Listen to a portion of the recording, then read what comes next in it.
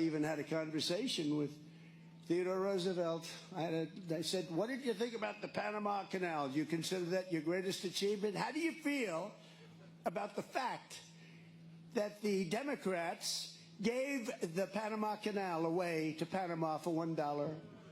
You know, he built the Panama Canal, preceded really by a man who was actually, he was the tariff king, William McKinley. He was the president, and they took his name off Mount McKinley, and I put it back on because it was... I just watched Donald Trump's latest speech, and I honestly think we need to call a wellness check on this man and his entire audience immediately. Donald, I know you're probably scrolling through your phone looking for clips of yourself, so if this video hits your feed, please look at me. Stop looking at your MAGA minions cheering in the comments for 2 seconds and just listen to me. Are you okay? Seriously, because watching your brain completely short-circuit in real time isn't even a political debate anymore. It's a medical mystery. But what's even funnier, and honestly, way scarier, is the crowd behind you. You stood on a stage, looked a camera in the eye, and confidently dropped a historical fan fiction trilogy so unhinged I think historians across the globe collectively threw up. Let's review the tape of you completely losing your grip on reality. First of all, you told the crowd you had a conversation with Teddy Roosevelt. Teddy Roosevelt, Donald bro.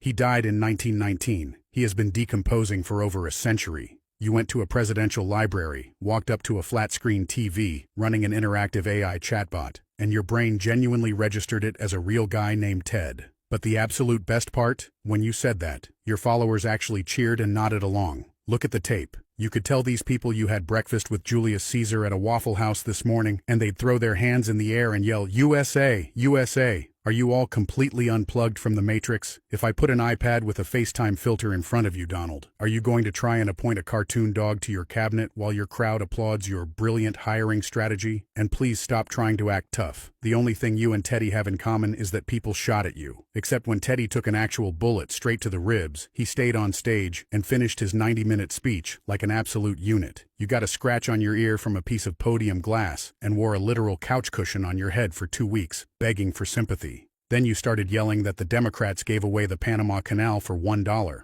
$1, Donald? Do you just wake up, roll over, and let whatever random number pops into your head fly out of your mouth? There was no dollar store clearance sale on global shipping lanes. Jimmy Carter signed a 20-year transition treaty in 1977. Nobody traded a marvel of modern engineering for the price of a single McChicken. But honestly, if that's how you think macroeconomics works, it suddenly makes perfect sense how you managed to bankrupt multiple casinos, a business where people literally walk through the front door and hand you free cash. And finally, you claimed William McKinley built the canal, got confused, and mumbled your way into a ditch. McKinley was assassinated in 1901. Construction didn't start until 1904. What's your theory there, Donald? Did he ghost engineer the concrete locks from the afterlife? Did he text Teddy the blueprints from heaven? Look at yourself, man. You're standing out there wearing a USA hat, completely surrounded by flags, displaying a level of basic historical competence that would get a toddler held back in preschool, and you're performing for a crowd that thinks a computer simulation is a ghost visitor.